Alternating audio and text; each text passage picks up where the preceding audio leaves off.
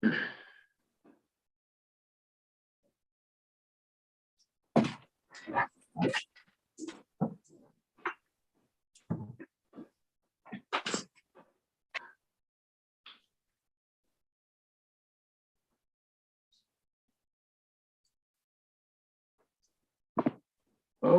now I'm gonna start the broadcast. All right.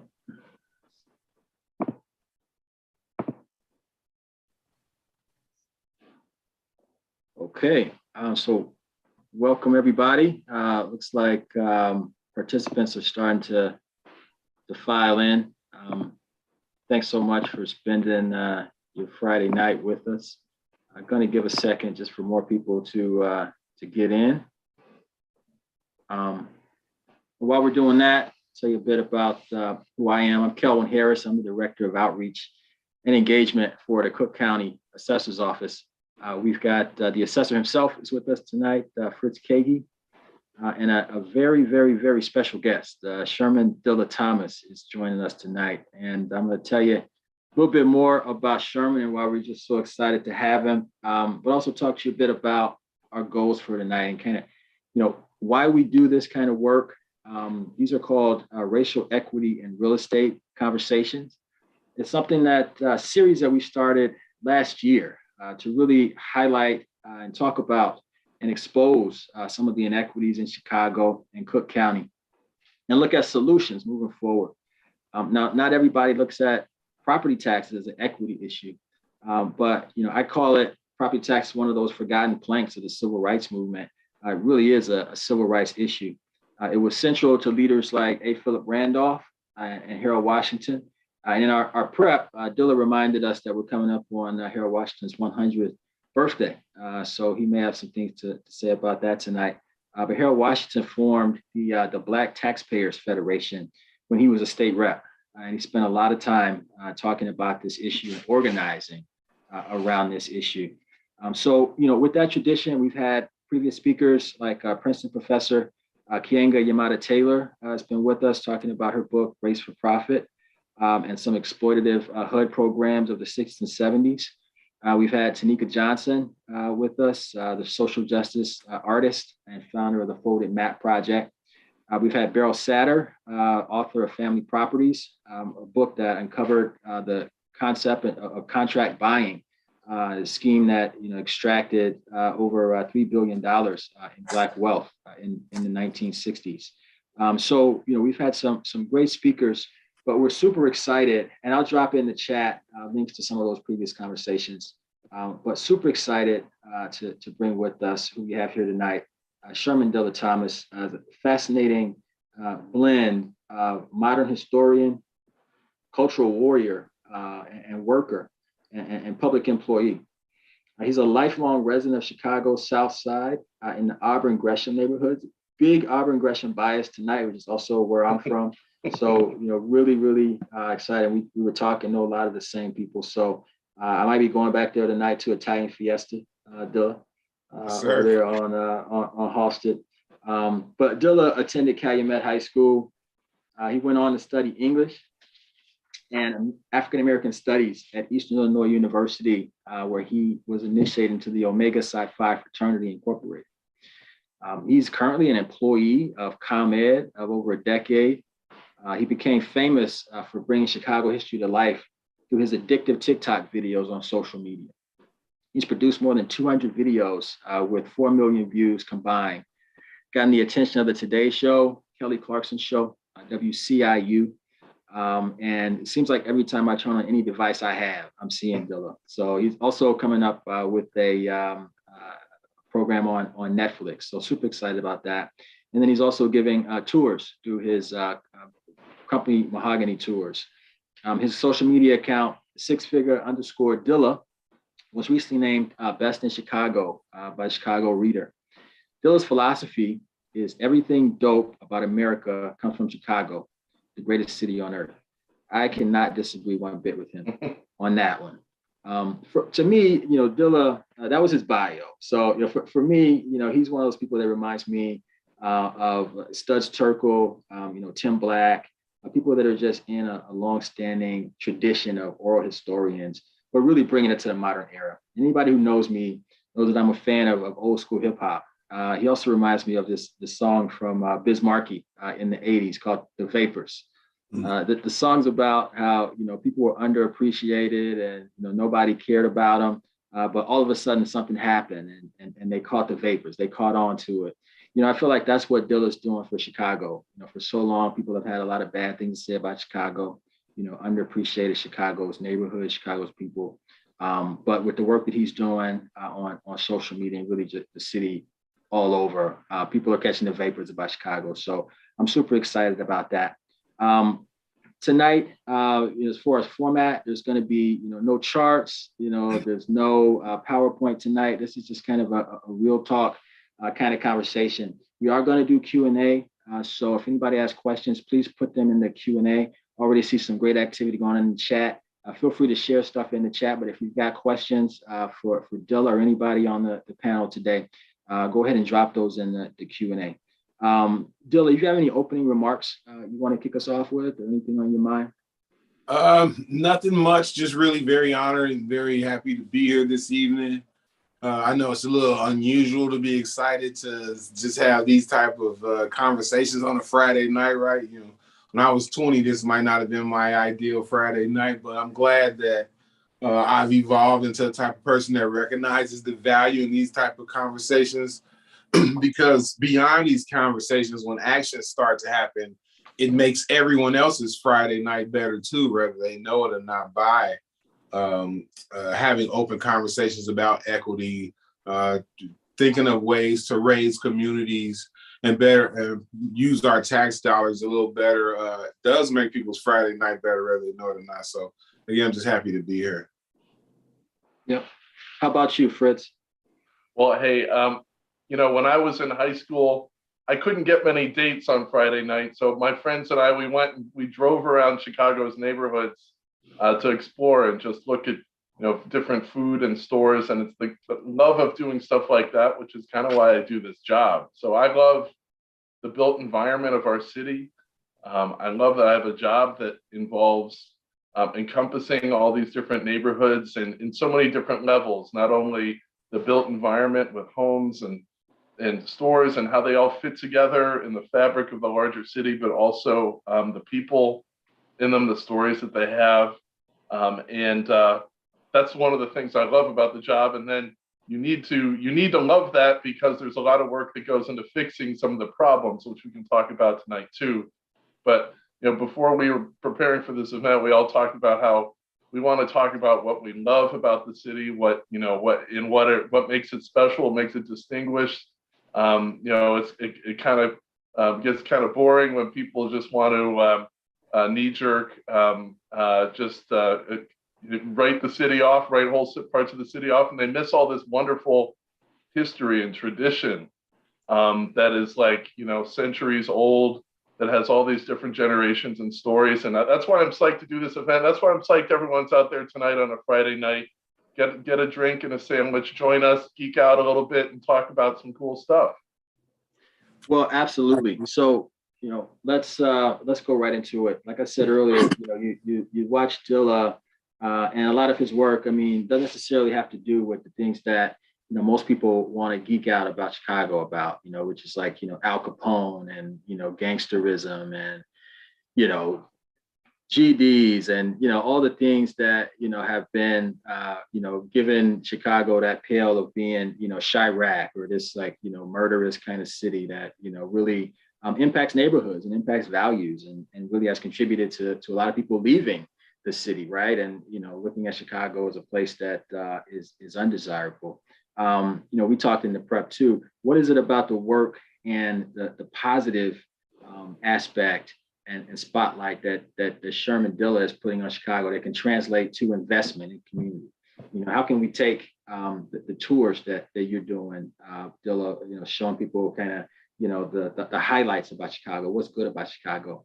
How can we translate that into investment? I'll tell you, how I started out just really caring about this work. When I was a kid living in Auburn Gresham, I got a scholarship to a private high school in Lincoln Park. And I tell people the best education I got was on that bus ride back and forth. When I, going from, the South Side, got on the 44 Racine, bus dealer downtown, to Yeah. the 22 Clark and the 36 Broadway, either one. When I was like freshman year, eventually I started taking the red line up there. But just looking out of my window, seeing all those neighborhoods change. By the time, I went from a condition of, seeing vacant lots, corner stores and liquor stores and whatnot, to all of a sudden, you see in Lincoln Park is, beauty and bustling commercial corridors, coffee shops, all of that. What is it about, the same city, so what were the decisions? What were the actions that steered investment in one neighborhood versus another? What is it about the work that you're doing that can bring some of that investment back and expose the positive stuff that's going on the south side, on the west side? Well, I think it starts with I'm a historian by trade, right? So on my tours, you kind of get told what you're looking at, right? Say if you're not from the south side or you're not from the west side, but you're during that stretch, right? You get off work from downtown, and then you're gonna go down Stony Island, right, to jump on 94 that way, to then go on out to the suburbs, and you see the blight, you see the vacant lots, but no one's kind of telling you how that happened or how we arrived at that. And so if the only information you're getting is from what I would consider like a slanted news source or news sources that are just really, really interested in views and clicks, I could see how you would feel like the South or West Side is not a place to invest in, but not just my neighborhood tours, but any form of immersion, right? Just deciding one day to go drink coffee at a coffee shop in a particular area just to see for yourself. That's really when you get a true sense of the neighborhood. Most times in any neighborhood, there's neighborhood anchors, right? People who have been in the neighborhood for decades. And their favorite thing to do is to talk to new people that are in the neighborhood because they've been there so long, they kind of identify everybody that's usually there. So when you're an outside person, they're able to kind of school you up. So on my tours, it's that same exact thing. But also I've discussed like the opportunities that are there. For people who are business minded and entrepreneurs and real estate developers, right? If you have good intentions with the work you're trying to do in those fields, the south side and the west side is ripe for investment, right? There is a lot of land to be built upon. There are a lot of needs that particular businesses can move right in and take care of. Those needs still get met by the residents in these neighborhoods. We just got to drive far out to get to our needs, right? And so by taking my neighborhood tours, you're also able to see what things the neighborhood needs. But I always point out like just how much peace we see on my neighborhood tours. We don't run into, no one's ran on the bus to carjack us. No one has accosted anyone who gets off the bus to take a picture at one of the sites, right? And the news will have you thinking it is Chiraq, and as soon as you step outside your car, you need a bulletproof vest. Ducking bullets, right? You got to duck and run. And that's not what's happening either. But also on my tours, and again, I don't want to just make it about my tours, but just immersing yourself on the south side or west side and really paying attention to the architecture, paying attention to what is still open is a great way to learn the value of that space. And once you are able to respect the space, you can see the value in it immediately, and therefore it makes investment that much easier. And then to what I think we'll be talking about certainly a little later, only investing on one side of the city kind of makes that side of the city also bear the burden of the tax dollars, right? Like the taxes are so much higher on that side of the city due to lack of investments on the other side of the city. So investing on the other side will kind of balance that out, right? Mm-hmm. Mm-hmm. No, listen, you said so much there, and particularly from the standpoint of a property tax assessor's office. You said, respecting a space, people can see the value in it. And that's what we do in the assessor's office. And what the assessor does is really value properties. But to be able to, now, look at an area that was, formerly looked at as something that was dangerous, just from your tours and just from being able to just, first of all, from your TikToks and your videos, just kind of walking people through that history that they may have been kind of, leery about. When I was coming up, I mean, people that I knew couldn't go south of the Sears Tower. Like, some of my friends, they couldn't come visit me in Auburn Gresham because their families were so scared for them. And they hadn't had that kind of exposure. I've been able to see the value, changes hearts, minds, and can also lead to investment. Fritz, I think for you, you are, I look at you similar to Dilla too. Dilla's a different kind of historian for our times, for now. I look at you as a different kind of assessor, and one that's really coming in, changing hearts and minds too. Dilla talks about, the history of Chicago and really transforming that from a negative opinion and these, salacious stories to one of a positive kind of new day. And that's kind of what you were asked to do when you became an assessor, really take over an office that was mired in a lot of negative things too, and a lot of negative perspective. And you usually moderate these and don't really get a chance to kind of talk about you and your story. But can you talk a little bit about, how you became an assessor, why you care about this kind of work, what it means? Well, thanks, Cohen. I grew up on the South Side. I grew up at 53rd and Greenwood in Hyde Park. From pretty early on, I was interested in cities, and just my parents let me walk around, so I got to know at a really early age the neighborhood. We lived abroad for a while. When I was 6 and 7, I could take the subway alone to school, which is pretty crazy even now when I think about that. And I started imagining, I started thinking about cities and transportation and how things fit together. And I graduated from Kenwood Academy in 1989. And like a lot of people talk about like being on the South Side in the 80s or 70s as if it was like some dangerous time. And there, all the people, so many people that like literally millions of people that in Chicago, they lived in that time, and like there was this mythology about how some parts of the city are that's just not true. And one of the things, as I mentioned at the opener, my friends and I first really got to know more of the city, more of the South Side by exploring, like seeing the restaurants, seeing the food, seeing what's out there. I really like to see, for me, what's interesting is how the communities within, places, the South Side is so very different. It's got so many different neighborhoods, different built environment. I love knowing the stories behind different corridors.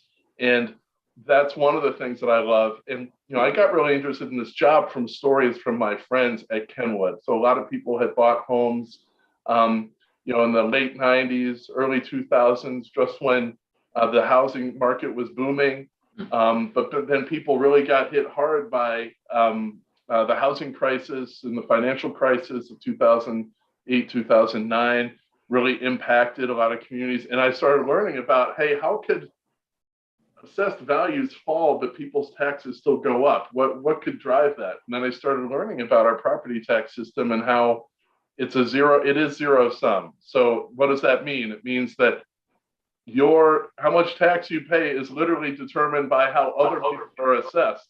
And then I realized that, hey, there are some parts of the city that are being underassessed, and my friends and the communities that I've come to know and like, they're being overassessed. And when I realized that the damage that could be involved in that, tens of millions of dollars leaving a neighborhood every year that shouldn't be, that could be spent on those businesses that I liked.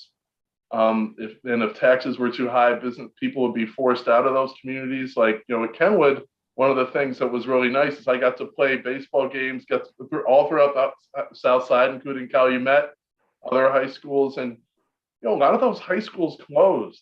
I got to see, we've seen how some neighborhoods have really been hurt hard by a lot of different economic trends, but I think our unfairness in the property tax system has contributed to that. And so all of that, those interests, that experience, in understanding what happened to my friends is one of those things that really got me involved in this work, in this job. Before I came into this, I was a global investor, and I liked getting to know local businesses and the kinds of businesses that I can be investing in. But now I get to connect that, the career I had, that background, with my origins here in the city and with my friends, and it's all connected together in this job. And that is why I really love what you do, Dilla, because you integrate a lot of those things too in a creative way. It's not just abstract history, it's combined with places and people and stories. And we have so many wonderful stories in Chicago that we can all be proud of. They're really distinctive, and like sort of cultivating that interest, that I call it social capital, that comes from people having lived and created in neighborhoods and they've stayed there for a long time. That's what makes Chicago special. And I love, just elevating that and cultivating that interest. Yep, yep. No, appreciate that that kind of 101 on the property tax system. I always say, property tax is the ultimate example of we're all in this together. If you're on the south side, it's in your interest to care about, how properties are being assessed downtown and on the north side, and vice versa.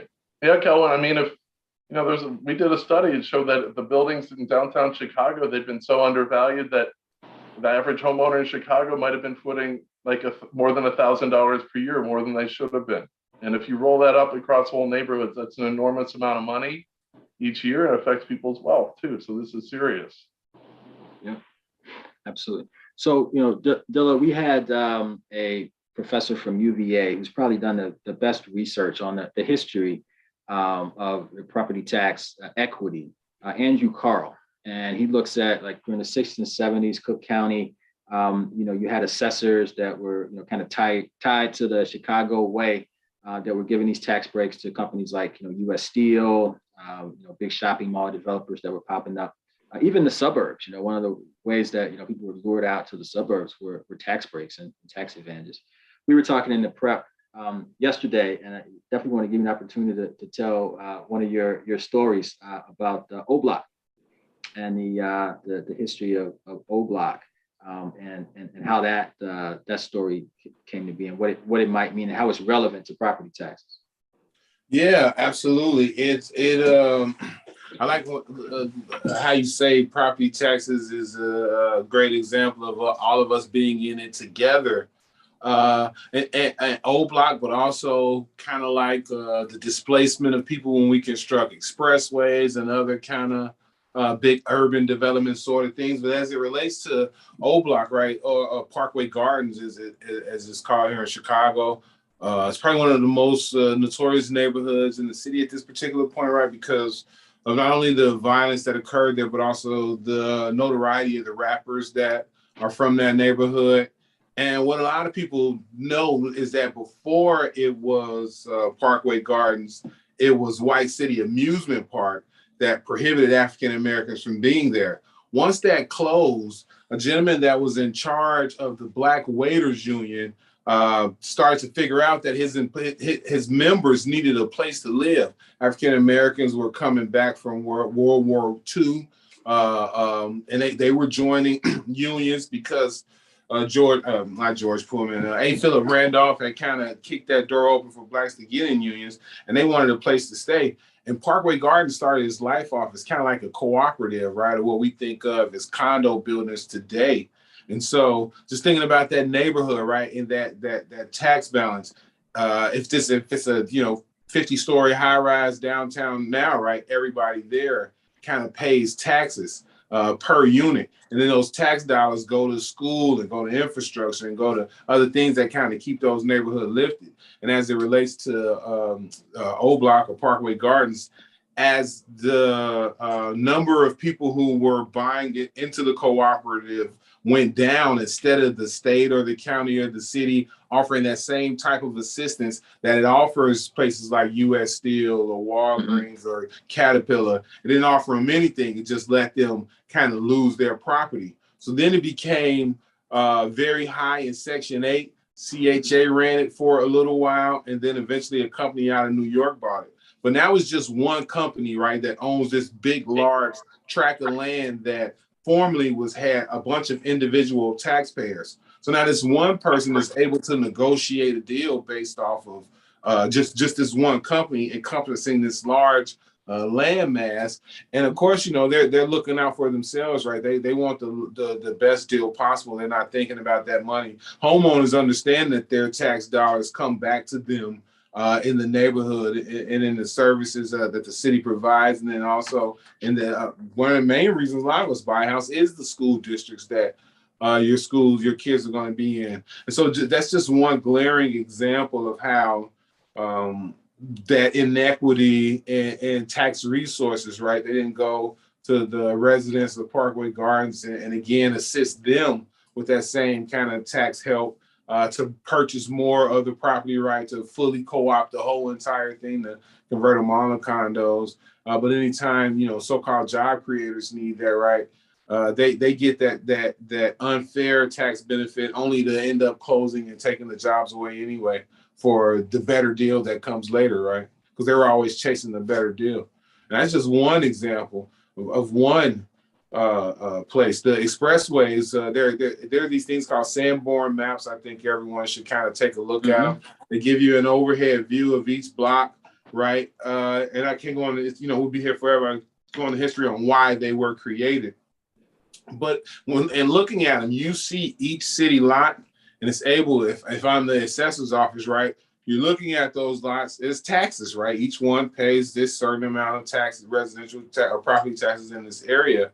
And then even when we allow developers to, wipe away a bunch of property lots in order to say develop a shopping mall or parking lot, then it's only one thing getting taxed, right? And that affects that neighborhood a lot. Yeah, and Dilla, like just keying off of that, in general, some of the most interesting things in the interesting areas, it always tends to be a place where you have lots of people who can create their own ideas, who have their own organic connection with the community. Maybe they've created a small business themselves, or it's a family business, or lots of different people usually translates into creativity.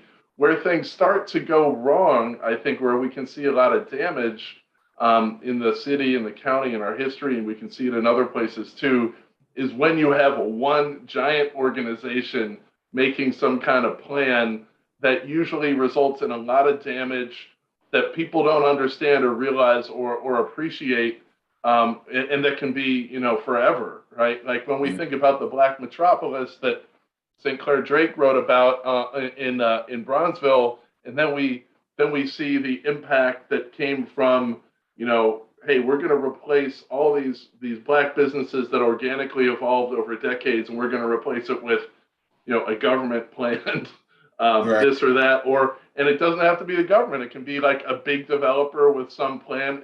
Like when you have these big, huge plans, sometimes, people like to say, make no small plans, and that's supposed to be part of the Chicago ethos, but I'm always a little bit wary about that. I'm like, I kind of like to see what people organically create in their own communities, and usually if there are enough resources, if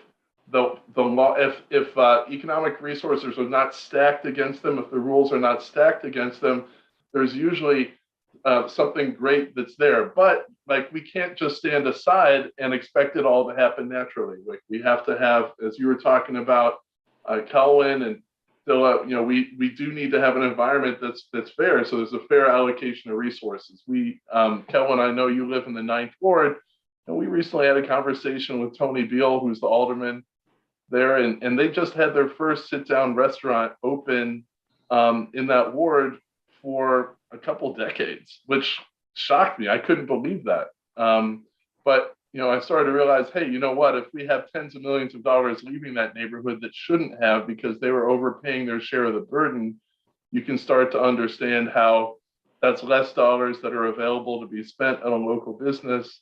And that's also probably property taxes that are a little bit higher. It makes it harder for an entrepreneur who had a good idea. There must have been many people who want to open a single family restaurant down there, but they couldn't make the numbers work. So I constantly bring back these abstractions to make a real difference on the ground, Yeah, I'm glad you mentioned that. Nothing, and not on any particular side of the aisle or Republican or Democrat or progressive or conservative, but nothing amazing in this country has been done in an individual sort of way. It's all kind of happened via a collective. And to your point, that when the collective is ignored for the sake of the one, we all pay the consequences of that. I'm thinking about the Ida B. Wells projects, housing projects. I'm also thinking about Cabrini Green, There are newspaper articles as far back as the 1970s of the residents of both those spaces saying, hey, why don't we implement something that makes it easier for me to qualify for a mortgage? I've been paying you this rent for this place for decades, right? It stands to reason I'll be able to convert that into a mortgage. And then, we're able to get homeowners associations and then create those funds. So then now we can be self-sustaining in our maintenance. And it's always like you said, to your point, like we're going to ignore this whole entire section of people who've been in this community and who are bustling with ideas as a collective. And then, one property developer with a big pocket is able to kind of convince everyone that he knows best and that he'll see to it. And then we all pay for it later. It's a kick the can sort of thing, right? Because it creates the disparities that cause crime to go up. It creates the disparities that cause the underassessment in valuation. Again, even to the point of, if you want, to your point in Roseland, I'm sure that there were people who had enough equity in their homes to try to pull something out of to open a restaurant, but because their homes are undervalued, they wasn't able to do so. And the only time that any of those things ever gets fixed is with some type of policy or regulation, right? Regulation isn't always a bad thing, or it isn't always to stifle or to break something, right? Like we got regulation on how much emission comes out of our cars. If we didn't have that, a lot of our kids would suffer from asthma, right? We got emissions and regulations on lead, right? So those, it doesn't have to Our necessarily food. be a thing. Right, everything has some form of regulation, right? It doesn't have to necessarily be political. But again, if I'm a person on the north side, living in the Gold Coast, looking out, or if I'm in Streeterville enjoying my really cool condo, I want. Yep. Oh wait, you cut out, Dilla. Oh, we lost your audio, Dylan. Hear me now? Yeah, we got you. Yep. Yeah. I was saying, if I'm in Streeterville, I want Englewood to make it. I want Roseland to make it, to bring my taxes down. Amen. Exactly. We all have an interest in the more that buildings grow, the more people bring their resources here and invest here, and that we are organically creating those businesses and people are creating those households and settling and improving. Like, we all win from that. It all drives down rates here. You mentioned the mortgages and access to mortgages. There rightly is a lot of focus on how people have been excluded, and the damages of people being excluded from the benefits of federal mortgage guarantees and the FHA loans and Fannie and Freddie. And so many people were hurt by being not within that system, but being put up into the boundaries or put outside of the system. And then they're out there in a really hostile, predatory world where you don't have the same rights if you've invested in your home. If you miss a payment, you lose everything rather than being able to retain some equity in your home. Like contract buying, we've told about that and how that was such a predatory way to take advantage of people who wanted to buy a home, but they only did it because they didn't have access to federal mortgage insurance and the things that millions and millions, hundreds of millions of Americans benefited from. And so that's why we do need regulation, so that these systems, which are there for everyone, are not there just to benefit some while excluding others and creating really enduring damage. I mean, that folded map project we talked about really shows how these damages like that can have a legacy for many years. But the good thing we like to talk about on these on this series of Zooms that we've had has been solutions. We don't want to just talk about laments. We want to talk about solutions. And I think one of the things we've tried to build an awareness of, and what we try to do at our office, is that, hey, if you have stewardship over regulation of a system like this, and you're making sure that it serves the most humble person, that is going to put things in the right direction. Like, we try to think about, like, how are the policies that we're doing affecting the average person who doesn't appeal or doesn't know the ins and outs of the system. That's usually going to put us in a more equitable direction. And we found out that, while there may be some of the biggest building owners, they may not like having assessments be higher. They can't really argue that we're, assessing them based on market values, just like everyone else. And just by doing that, just by making sure that we're consistently applying market values to everyone, that could be keeping hundreds of millions of dollars each year in Chicago's neighborhoods, where when this office wasn't paying attention to that, those folks had to foot that bill. And that's a lot of money leaving neighborhoods every year that should not have been. And so that's something we can do practically. You also mentioned, in terms of appraisal biases and collectively working on this, there's been a lot of attention on appraisal bias. So Black people have been shown in many different studies to have their homes be undervalued by appraisers for the purposes of getting access to mortgage financing to buy their home. And so that reduces the ability of Black and brown people to build wealth. They have fewer access to buy homes, their values of homes are lower in the market as a result. But there's another bias that we can address, which is not the appraisal bias, but it's a tax assessment bias. And that has been kind of the inverse of that.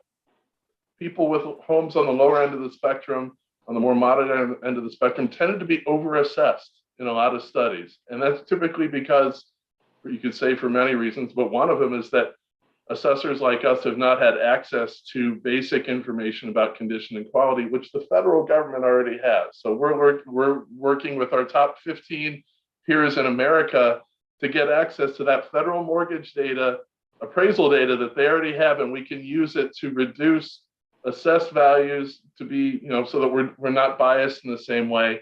And that also will keep lots of money in the neighborhood. So, we try to be creative on solutions to these problems, which have been well studied, we talk about, but it's so important for us, Dilla, when we look at these things to focus on what we can do to make things better and dwell on the positives. We can focus on positives.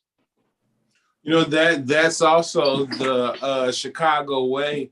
A lot of times we succeed in spite of whatever particular bureaucracy or system is in place, right? Despite, like we were discussing, redlining and also the racial covenants that preceded the redlining.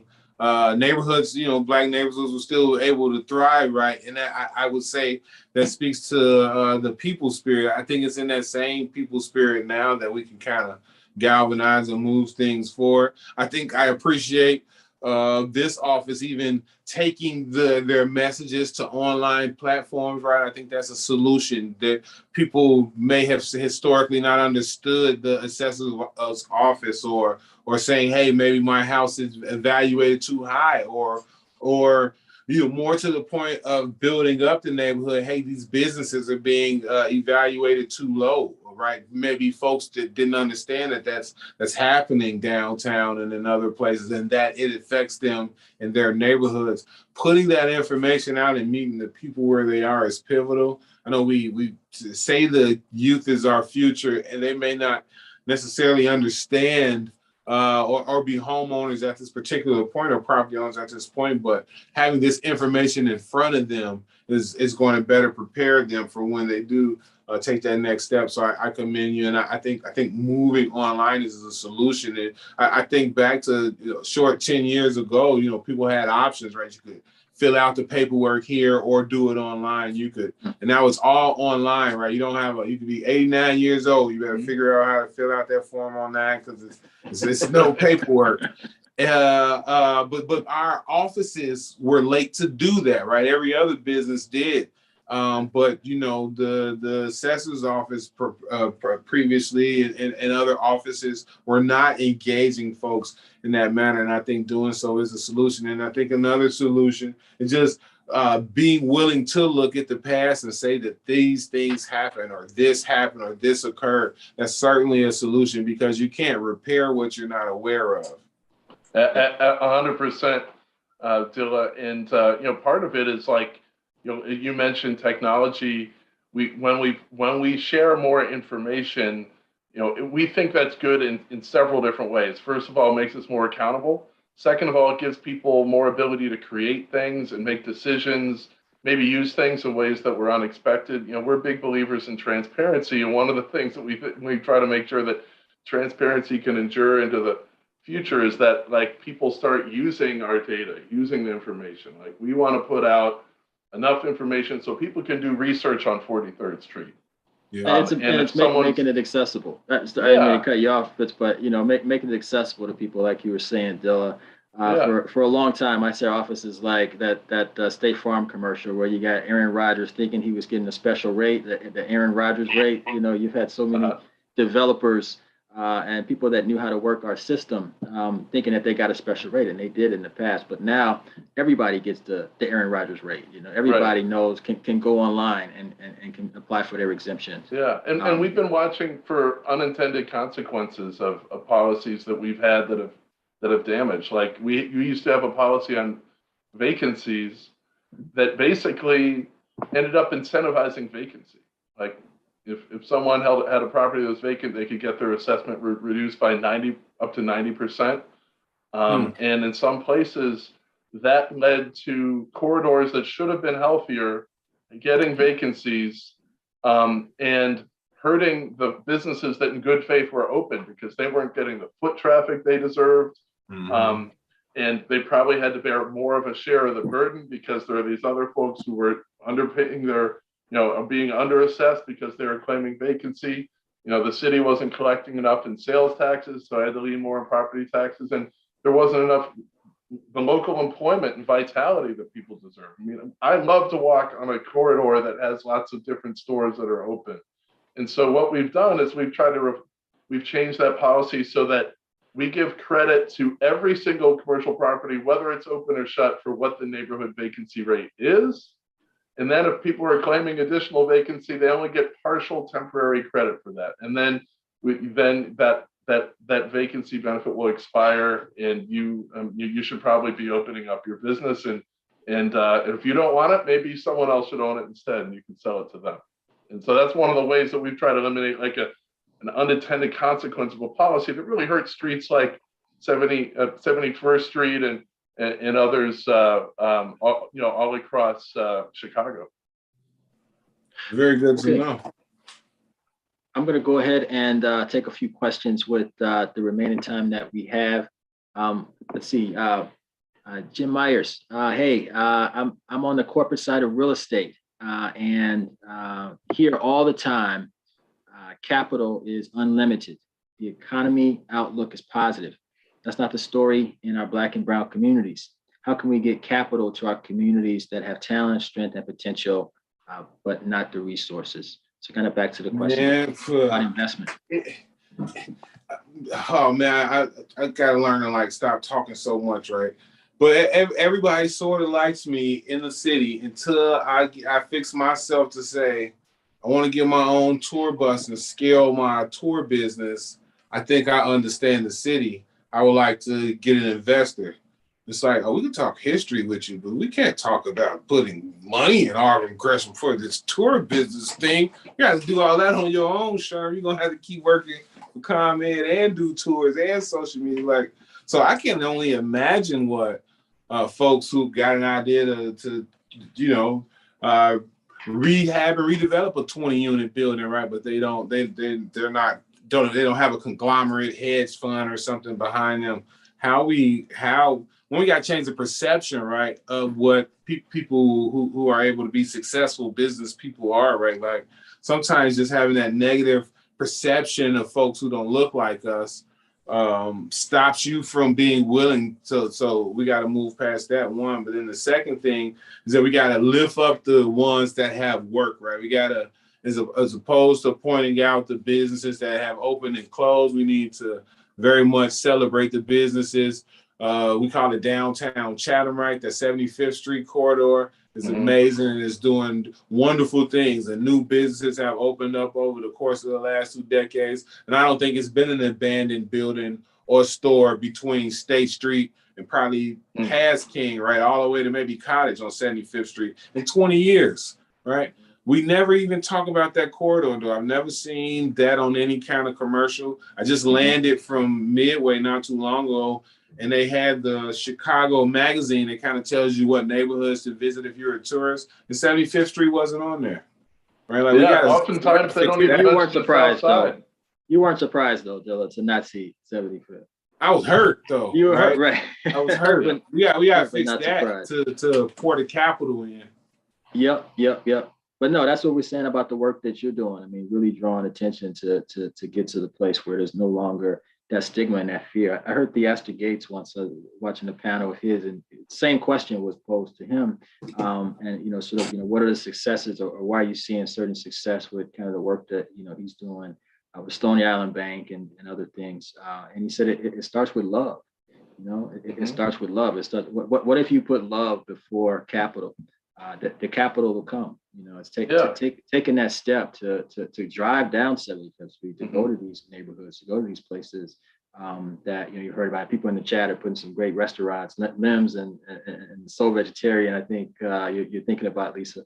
But to people that don't go these places and get a chance to experience these restaurants and the vitality that Fritz is talking about, if they did, they would invest. But it takes love and it takes courage too. Yeah, and part of investing is recognizing value when everyone else is being crazy. Right. There's a lot. I think we all should take advantage of the fact that, hey, if you might have a negative perception of this or that place, but I see the good in it, and so I'm going to invest my own dollars here and tell other people about it, because some of the most beautiful homes in Chicago are in Englewood. There are beautiful homes with unbelievable woodwork. Drive down Stewart Street. Oh my goodness, please. When traffic is bad and you got to come down 60, get off on 63rd right there, keep straight. When you take that bend at 66, what Fritz is talking about is for you to turn right and drive down Harvard and Stewart Street. They're on the Chicago Landmark Registry of Historic Spaces. Those houses are from the 1880s. They're amazing. Yeah, amazing, like stained glass and beautiful woodwork that you Burnham and Root designed, right? Yeah. And so and our neighborhoods in Chicago, they're filled with so many stories like that, secrets. And so all of us, who know about them, okay, let's make sure that we invest in them, but then let's tell other people about it, because people need to hear about these really unique things that we have in Chicago that no one else has. Like, I like to talk about how, sometimes in Chicago we forget these things, like the Chosen Few concert that we have in Jackson Park is like a world cultural treasure. That's and the music that came out of Chicago in the 80s has literally transformed world music, and people around the world know about it. We should just remind people that we have these treasures that we sometimes forget about. Gotta love that Hot Mix 5. I knew their names before I knew probably how to work a dial, right? There we go. Well, I didn't know much about that, but I knew it was going on around me. I thought it was pretty cool. So.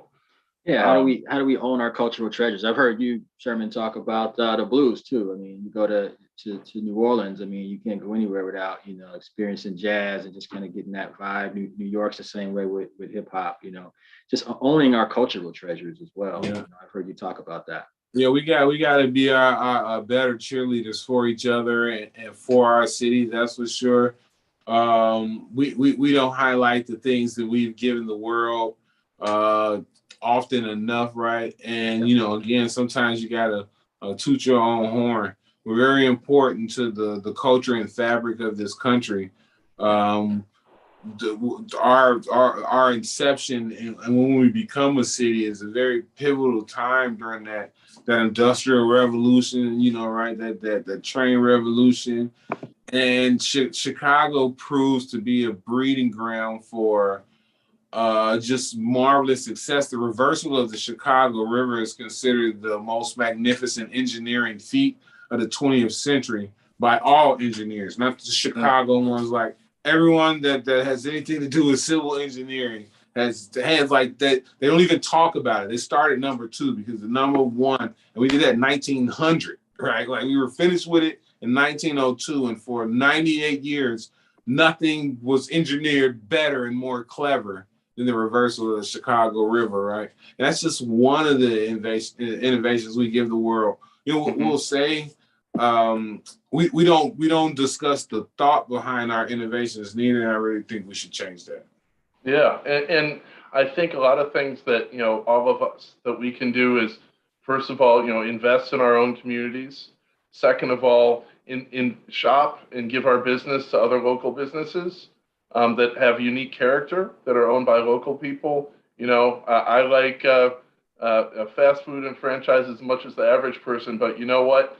It's those local businesses that give us our special character, that make us different. We should support them. And then we all need to be active citizens so that we make sure that all the rules are not stacked against the forgotten small business, the forgotten homeowner out in the neighborhoods, because it's important. If we don't pay attention to it, the natural default mode is that those big organizations will know how to work the system best, as you mentioned, Dilla, at the expense of everyone else. So us being citizens in whatever way we can, maybe, you know, you don't have to run for office or anything like that to do that. You can just be a good citizen and keep your eye on things and ask good questions.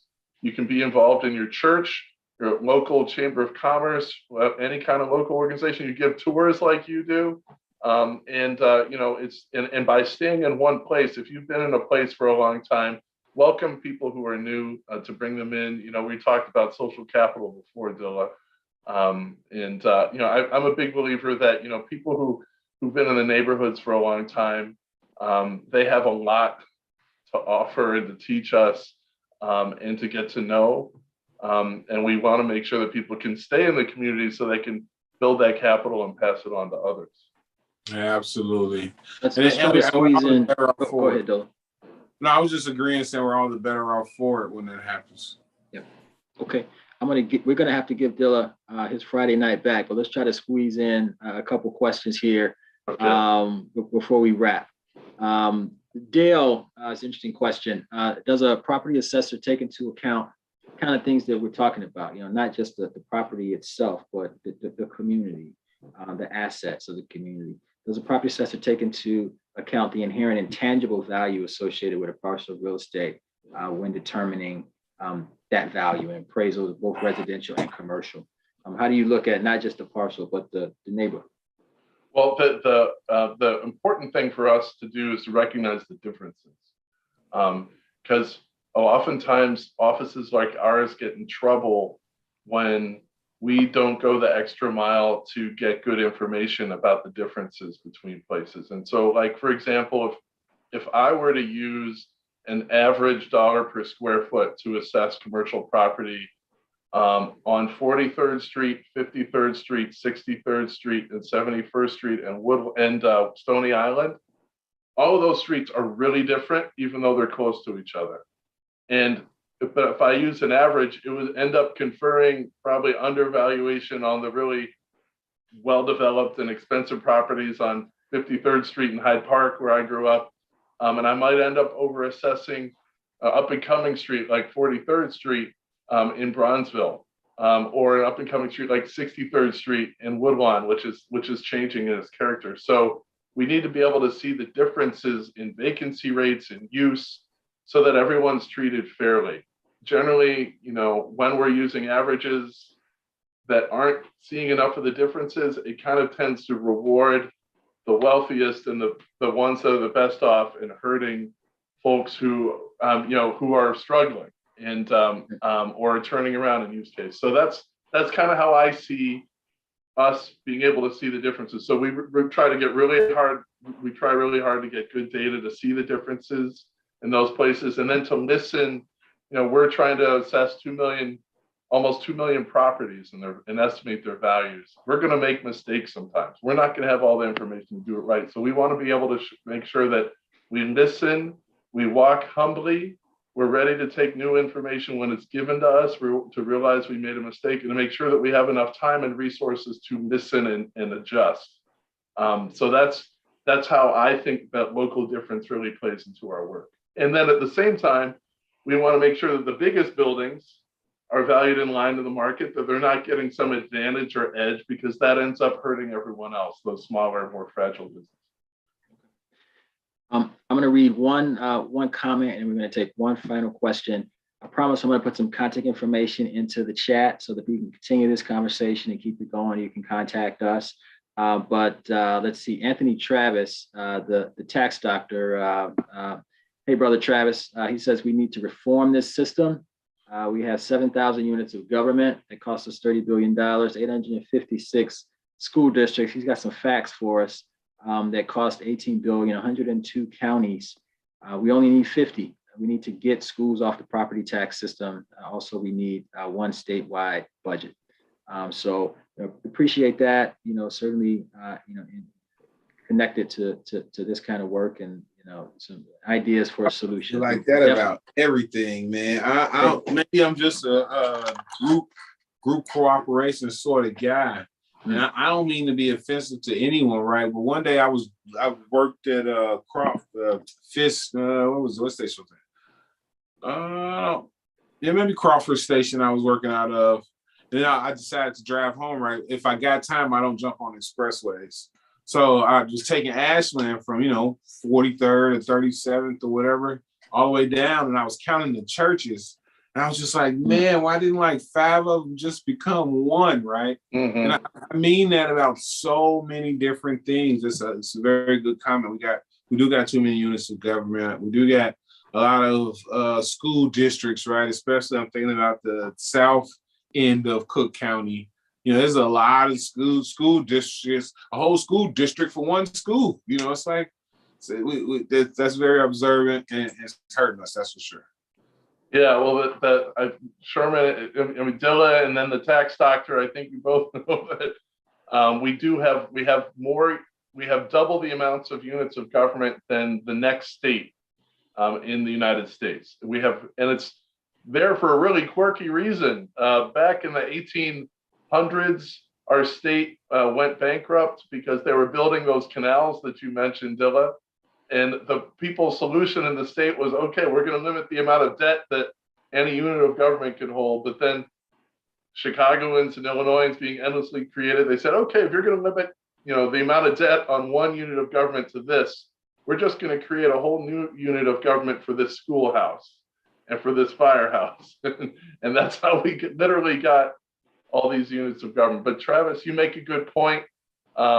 There are a lot of things we can do. And Kelvin, you talked at the beginning about A. Philip Randolph, and he knew the way that we can get to a more just place when it comes to property taxes. And that has to do with federal financing for schools. In this nation, school districts largely have to tax their own property to support the education of children. And when they don't have much property value, that automatically makes rates higher in those places than everywhere else. And it can lead to a negative cycle. And states can help to mitigate that by supporting school districts, but our state does less than any other state in the nation for helping to support school districts. And that's why we have property tax rate differentials that are so enormous in Cook County. In some south suburbs, the rate is 5 times what it is in Chicago. And it's not because of assessments. It's just because there's not much property value in some of those south suburban school districts. And they have to tax themselves really highly just to have the same budget for their kids that another place might. And so that's why it's so important that we identify unfairness in funding our schools and change that. And so we can get to a better place. And Travis, you've been a leader on this too. Okay, we're going to do one more question and then we're going to close. I have to take this question because it's really near and dear to my heart. Rosa Robinson, she has a few questions. I can only get to one. Is President Biden's American Rescue Plan providing home assistance to help people stay in their homes? I don't know. We're going to ask the panel as well. I really hope so. And the reason it's so dear to my heart is that, I do outreach. So me and my team, we go out and we talk to people. We educate them on the property tax system. We talk about all the things that Fritz talked about, how it's interconnected. I talk about our formula, provide exemptions, show them how to appeal, things like that. And then a lot of times, we'll give our presentation. At the end, someone will come up and they'll say, Kelvin, great stuff. Understand everything you said, but I still just cannot afford to pay this bill. What is it that I can do? Who can I talk to? Are there programs out there for assistance? And a lot of times I'm flat-footed. I mean, there are equity assistance, programs that somewhat move the needle, but there are programs to help with utility bills, to help with your gas bill, your light bill. what about the property tax bill? This is something that's really, really important to me. But I don't know about the American Rescue Plan specifically. But I hope so, and I hope I know there are policymakers that are watching this and are going to watch this, and foundations that are out there. But I think it's just certainly time to be creative because the burden is real, and we talk about it, philosophically or from a policy level. But some people, they come to me and they've got the bill in their hand, and they're at risk of losing their homes. Well, the person who asked that question was right. That was the right spirit of the question because, and you can see it in the question was asked because there's a sense that there are lots of programs out there, and there are. So you can go to the U.S. Department of Housing and Urban Development, run by Secretary Fudge, who's very focused on this. There were lots of things that were passed in the not only in the American Rescue Plan, but in other areas of COVID relief. You can check them out. I know if you have a mortgage on your home or your rental property, you've been able to have the opportunity to get forbearance on mortgage payments so you could keep your tenants in place so that you could stay in place. Some of those programs have been expiring, but you can talk to your lender about that. And a good place to look is the U.S. Department of Housing and Urban Development. Our state has programs, the state of Illinois, and Cook County has some rental assistance programs. So there are several different things that you can look into. And so it's good to check several different places. Okay, really, really good resources. I think I didn't want to miss the opportunity to expose those for people that are, might be really struggling out there. So listen, this has been a full 360, a great conversation, between some people who really care and love this city. Anything that you guys want to leave us in closing that's on your mind as it relates to this topic, or how we can move things forward? Like that you said, we need more heart and less profit. I had to admonish some of my friends when laying out their plan to start to buy up 2 flats and kind of gut them and then set the rent at the highest place ever so they can get the maximum Section 8 dollars. I'm for you creating wealth for your family, but not at the expense of us all, because you're going to pay for that later in ways that you can't imagine. So just more heart. Again, my dad said it almost every day: a rising tide raises all ships. So as it relates, even if what's going on one side of town doesn't have anything to do with your day to day, at some point it will. We all need to care about the city in that same vein, and will be so much better because of it. Mm-hmm. Yeah, I like that. One of the things I just want to leave us with is let's focus on the positive. There's a lot of negative out in this world that comes from the news. The news kind of gets paid to tell negative stories. But I think once you start talking to other people and seeing the other good things out there, our country's been through a lot of difficult times in the past, but it was folks who stood in place, who stuck it out, who usually ended up being rewarded in our country. And I think we can, if we manage our system right, we make sure it's properly, the stewardship is good and that everyone's included. I think staying positive is something I just want to leave everyone with, because we got so many good things out there. Well, one good thing is that Dilla took the time out of his extremely busy schedule.